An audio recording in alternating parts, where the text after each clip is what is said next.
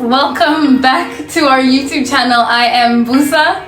I'm Mandisa. And we are partners in crime. So today is the last and final part segment, of this 3-part series on unequally yoked friendships. We hope you guys enjoy the video.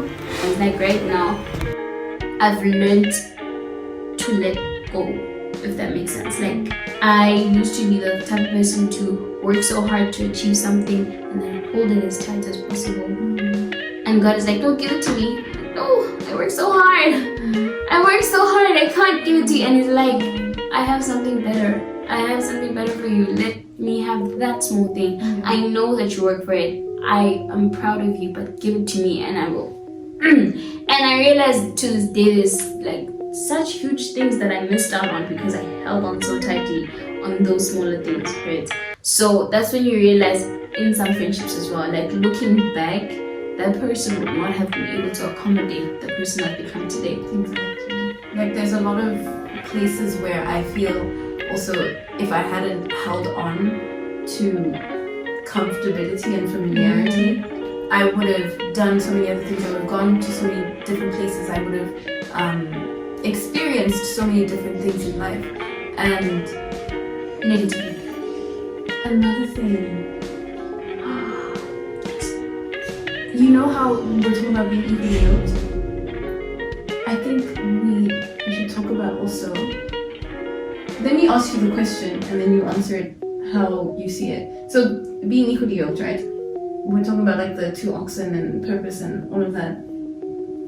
How do you draw the line between being equally yoked in a friendship and still having your sense of individuality? The way I would answer it from my perspective is knowing who I am fully in my identity in Christ, what He says I am, who He says I am, and then walking into that friendship with a plate full of what I can offer, and then asking the next person, what can you offer me? And then you will realize that maybe on your plate you have beef and on my plate I have chicken, and I would like to taste the beef, right? So then you will give me a piece of that, and then you like chicken, I'll give you a piece of that. So it's being able to walk into a friendship, a relationship, and offer what you have in exchange for what the next person has, but not stripping yourself of that aspect. Yeah. If that makes sense. Yeah, I think you put it perfectly. That like when we talk about being equally yoked, we're not talking about now you become one person with no individual mindsets and no individual opinions. She likes gray. That's not my favorite color. I don't even know what my favorite color is. You know what I mean? She's artistically gifted. I'm not artistically. Just keep saying wrong things. No, you like just opened your mouth and just said wrong things. She likes gray. That's not my favorite color, but that's her individual opinion. That's my individual opinion. No, aside from that, in our friendship, you're very much more open than I am. I do talk a lot. Not even in a negative way. I enjoy it because if she's not talking and quiet and she prompts me to open up, you know, especially in that aspect, because I won't open up unless you probe me. Like, that's just my personality. I have to feel like this is a completely safe space for my emotions to be taken care of. You want to know what my emotions are. Right, and you want to know, you care enough to inquire, you know, just asking, hey, are you good, isn't enough for me. You know, and because of her personality, she can do that, she can offer me that, right? And I realized the importance of it in our friendship because I didn't know how to deal with people like you who would just openly pull, because I would feel like, are you okay? You're doing a lot.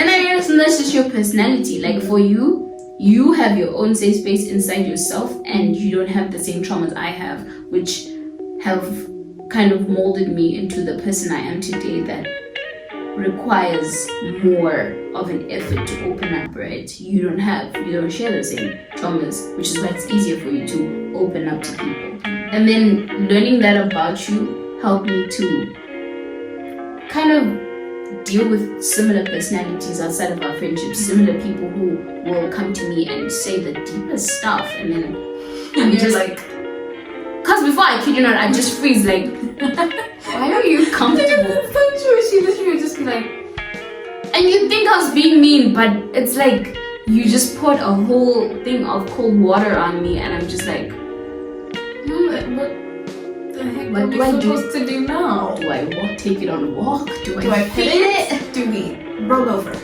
Do something. You know, that's what I do with your emotions.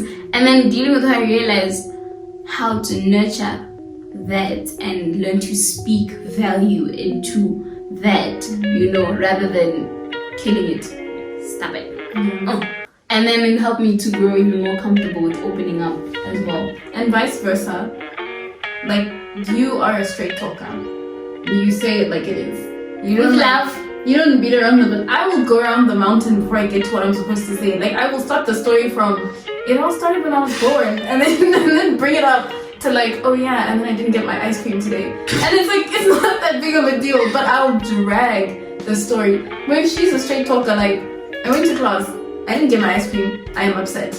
And you understand the moral of the story, why she's But upset. you realize that also wasn't a good thing, because in being a straight talker, I realized that I had to deal with my emotions first so that I could be able to structure them in a digestible way. But you can't do that with all your emotions, which now makes it, especially in this season where I'm forced to be more vulnerable than I'm comfortable being, right?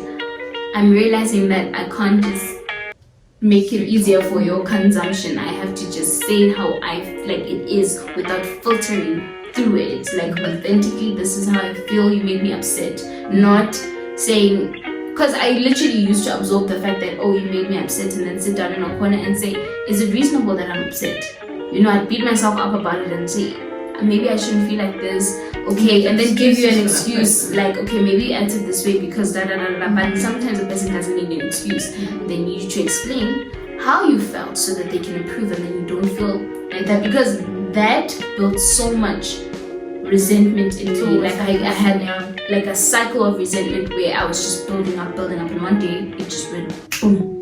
And then you snap on the person. And I think that your straight talkingness also built me up, because I used to, essentially, if someone hurt me, I would just go cry about it in a corner, you know, like not being able to go and talk to the person. Whereas you were able to, after you made the excuse for the person, you would still go to the person and be like, don't do that. Like, in as much as the approach back then wasn't to build you, it was to it was to be like, stop it. It was to shut you out. Like, if I came to you with my emotions, I was telling you, like, by the time I'm coming to you with a problem, I've dealt with it, and there's nothing more you can add to it. Leave. We're done. And so, like, as you worked on that, because we obviously went through our individual journeys, and then I witnessed you doing the straight talk thing, but in a building way.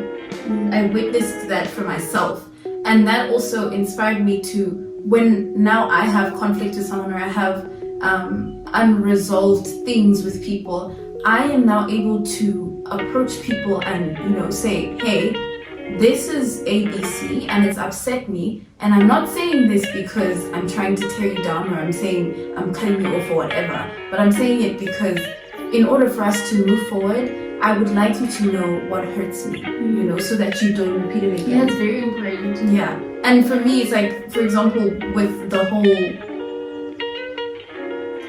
You're remembering I'm on YouTube. like don't. I literally just said don't. But it helped me in the long run, because there were places where, because of my inability to be a straight talker, I was unable to even confront things, even when I was wrong. And so there were places where, in the long run, just recently, I think I told you about when I had to go and apologize to people, and God was literally like, go and apologize, And if I hadn't come into a friendship or come into this like equally yoked space where, well, we'll never fully know if we're equally yoked, but we're walking the light of God. Exactly. But where I came into a friendship that was healthy, that pours wisdom, that pours God into me, I understood that it's okay for me to set my pride aside.